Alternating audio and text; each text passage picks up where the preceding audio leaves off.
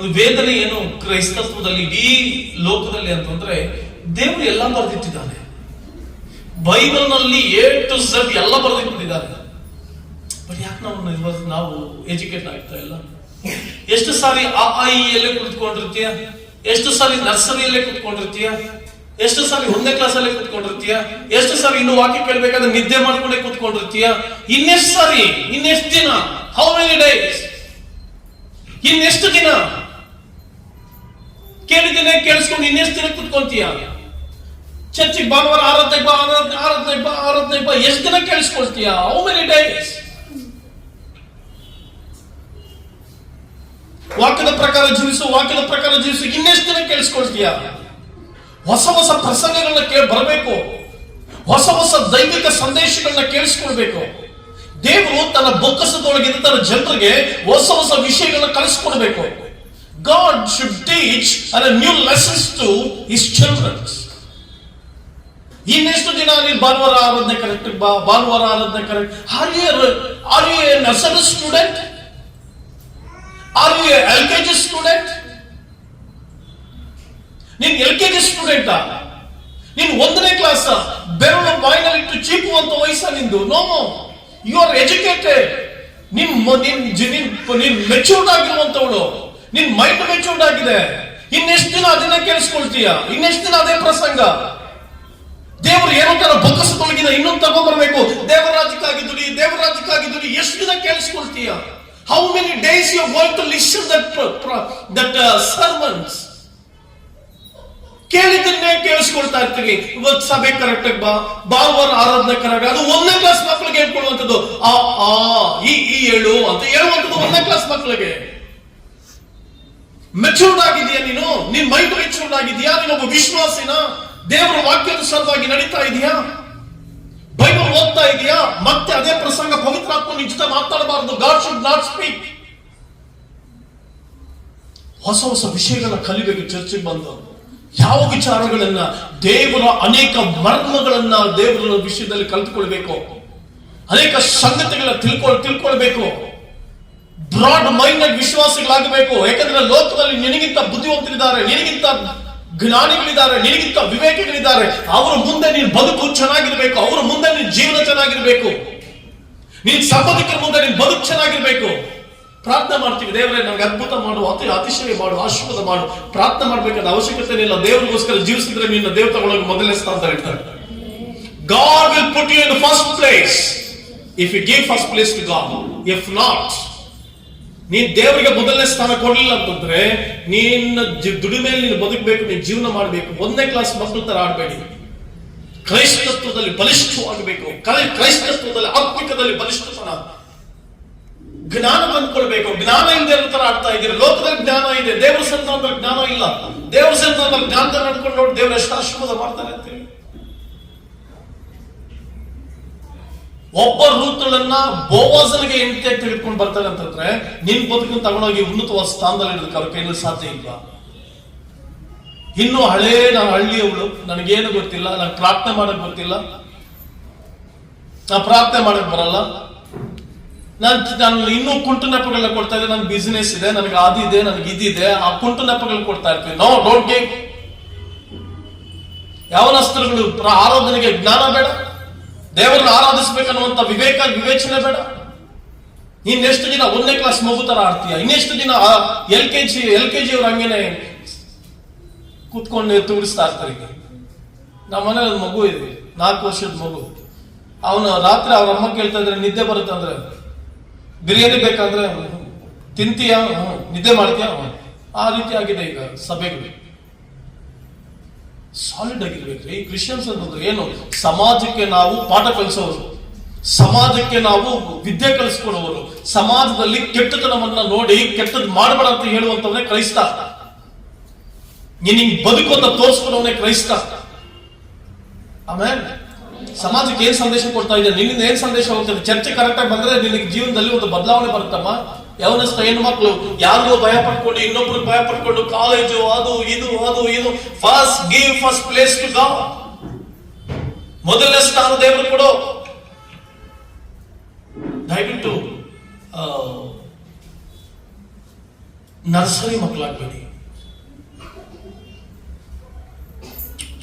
ದೇವರ ವಾಕ್ಯದಲ್ಲಿ ಬರೆದಿದೆ, ಜ್ಞಾನಿಗಳು ಅನ್ಯ ಜನರ ಮುಂದೆ ಜ್ಞಾನಿಗಳಾಗಿ ನಡ್ಕೊಳ್ಬೇಕಂತೆ. ನೀವು ಯಾರ ಮುಂದೆ ಜ್ಞಾನಿಗಳಾಗಿ ನಡ್ಕೊಳ್ಬೇಕು?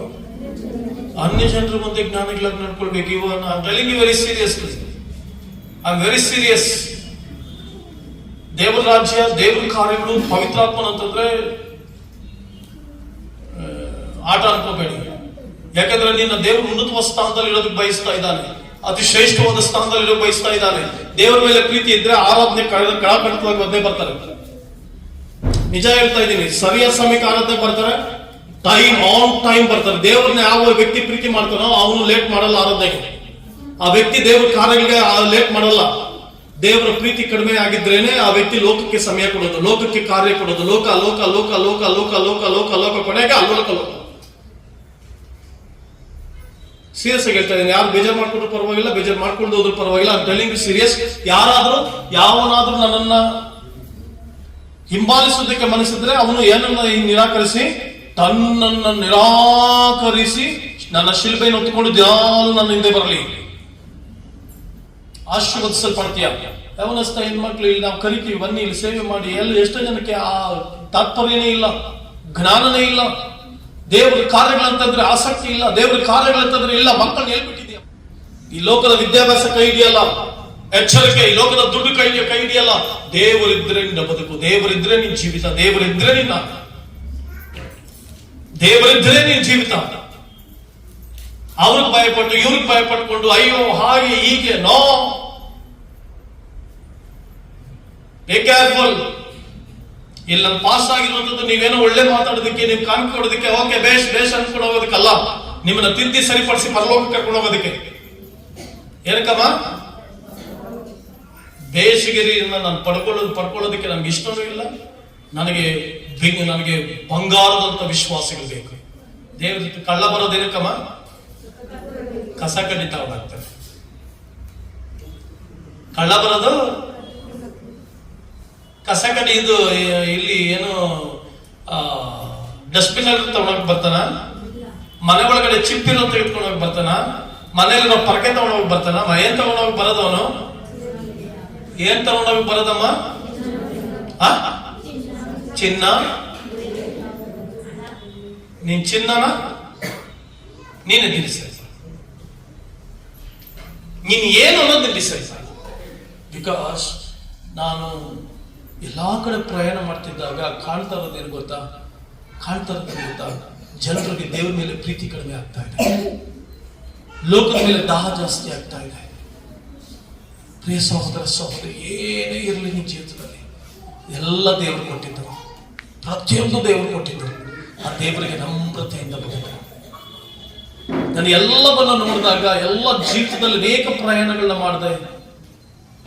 ದೊಡ್ಡ ದೊಡ್ಡ ಸಭೆಗಳಿಗೂ ಹೋಗಿದ್ದೇನೆ, ಹಳ್ಳಿಗಳಿಗೂ ಹೋಗಿದ್ದೇನೆ, ಏನೆಲ್ಲ ಸೇವೆ ಮಾಡ್ತಾ ಇದ್ರು. ನಾನು ದೇವ್ರ ಮಕ್ಕಳಲ್ಲಿ ಇವತ್ತು ಪ್ರಪಂಚದಲ್ಲಿ ನೋಡ್ತಾ ಇರೋದೇನು ಗೊತ್ತಾ? ಎಲ್ಲರೂ ಕೂಡ ದೇವ್ರ ವಾಕ್ಯದಲ್ಲಿ ಬರೆದಿದೆ, ಮತಭ್ರಷ್ಟತೆ ಹೆಚ್ಚಾಗುವುದರಿಂದ ಅನೇಕರ ಪ್ರೀತಿ ತಣ್ಣಗಾಗಿ ಹೋಗುತ್ತಂತೆ. ಲೋಕದಲ್ಲಿ ಮತಭ್ರಷ್ಟತೆ ಜಾಸ್ತಿ ಆಗ್ತಾ ಇದೆ. ನೀನ್ ಗಳಿಸೋ ಐಶ್ವರ್ಯ ನಿನ್ನಿಂದ ಬರಲ್ಲ, ನೀನ್ ಗಳಿಸೋ ಆಸ್ತಿ ನಿನ್ನಿಂದ ಬರಲ್ಲ, ನೀನ್ ಗಳಿಸೋದು ಯಾವುದು ನಿನ್ನಿಂದ ಬರಲ್ಲ. ನೀನ್ ದೇವರೊಂದಿಗೆ ಎಷ್ಟು ಜೀವಿಸ್ತೀಯೋ, ಪರಪ್ಪನೊಂದಿಗೆ ಎಷ್ಟು ಜೀವಿಸ್ತೀಯೋ ಅಷ್ಟೇ ಬರಲ್ಲ. Be very careful. ಆದುದರಿಂದ ಪ್ರಿಯ ದೇವರ ಮಕ್ಕಳೇ, ಪವಿತ್ರಾತ್ಮಾನುಸಾರವಾಗಿ ನಡೆಯಿರಿ. ದೇವರು ನಿಜವಾಗ್ಲೂ ನಾನು ಹೇಳ್ತೀನಿ, ಸ್ಟ್ರೈಟ್ ಫಾರ್ವರ್ಡ್ ಹೇಳ್ತೀನಿ, ಸುಮ್ಮನೆ ಕಾಂಪ್ರಮೈಸ್ ಮತ್ತೆ ಯಾರಿಗೂ ಬೇಜಾರು ಮಾಡ್ಬೇಡ ಇಲ್ಲ. ನಿಜವಾಗ್ಲೂ ಒಬ್ಬ ವ್ಯಕ್ತಿ ದೇವರನ್ನ ಪ್ರೀತಿಸಿದರೆ ಹೀಗಿರುವುದನ್ನ ಮತ್ತಾಯ ಬರೆಸುವಂತೆ 6:33 ಎಲ್ರಿಗೂ ಚೆನ್ನಾಗಿ ಗೊತ್ತು. ಹೀಗಿರುವುದರಿಂದ ನೀವು ಮೊದಲು ದೇವರ ರಾಜ್ಯಕ್ಕಾಗಿಯೂ ನೀತಿಗಾಗಿಯೂ ತವಕಪಡ್ರೆ ಅವುಗಳು ಕೂಡ, ಅವೆಲ್ಲ ಅಂದ್ರೆ ಹಣ, ಆಸ್ತಿ, ಚೀಟಿ ಕಟ್ಟೋದು, ಬಡ್ಡಿ ಕಟ್ಟೋದು, ಸಂಬಳ ಸಾಲ ಕಟ್ಟೋದು.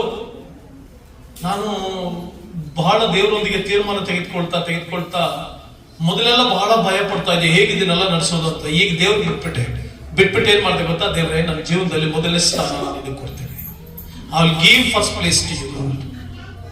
ಮೊದಲನೇ ಸ್ಥಾನ ದೇವ್ರು ಕೊಟ್ಟು ನೋಡು, ಎಷ್ಟು ಚೆನ್ನಾಗಿರುತ್ತೆ ಗೊತ್ತಾ? ಅದ್ಭುತವಾಗಿರುತ್ತೆ ಗೊತ್ತಾ, ಆಶೀರ್ವಾದಕರವಾಗಿರುತ್ತೆ ಗೊತ್ತಾ. ಅಮ್ಮ ವಿಶ್ವಾಸಿ ಅಂತಂದ್ರೆ ಚರ್ಚಿಗೆ ಬಂದ್ಮೇಲೆ ಮತ್ತೊಬ್ಬರಿಗೆ ಪಾಠ ಕಲಿಸ್ಬೇಕು. ಸೊ ಆದ್ದರಿಂದ ವಿಶ್ವಾಸಗಳಂತ ನೀವು ದಯವಿಟ್ಟು ದೀಕ್ಷಾಸ್ಥಾನ ತೆಗೆದುಕೊಳ್ಳೋದ್ರಲ್ಲಿ ಹಿಂದೆ ನೋಡಿಬೇಡ. ದೀಕ್ಷಾಸ್ಥಾನ ತೆಗೆದುಕೊಂಡಿದ ತಕ್ಷಣ ನೀನೇ ಮತಾಂತರ ಆಗ್ಬಿಡಲ್ಲ, ನೀನೇ ಜಾತಿ ಬಿಟ್ಟು ಜಾತಿಗೆ ಬಂದ್ಬಿಡಲ್ಲ. ಅಥವಾ ಮತ್ತೊಂದು ಯೇಸು ಸ್ವಾಮಿಯನ್ನ ದೇವರನ್ನಾಗಿ ಸ್ವೀಕಾರ ಮಾಡಿಕೊಂಡು ನಾನು ದೇವ್ರ ಯೇಸು ಸ್ವಾಮಿ ಅನ್ನುವಂಥದ್ದೇ ದೀಕ್ಷಾಸ್ಥಾನ. That is the witness that you are going to give in the church and in the public. ಸಮುದಾಯದಲ್ಲಿ ನೀನಿರುವಂತಹ ಜನರ ಮಧ್ಯದಲ್ಲಿ ಸಾಕ್ಷಿಯಾಗಿ ಬದುಕೋದಕ್ಕೆ ತೀರ್ಮಾನ ತೆಗೆದುಕೊಳ್ಳುವಂಥದ್ದು ದೀಕ್ಷಾಸ್ಥಾನ. ಸೊ ಪ್ರಿಯ ಸಹೋದರ ಸಹೋದರಿ, ದೇವರಿಗೋಸ್ಕರ ಜೀವಿಸಿ.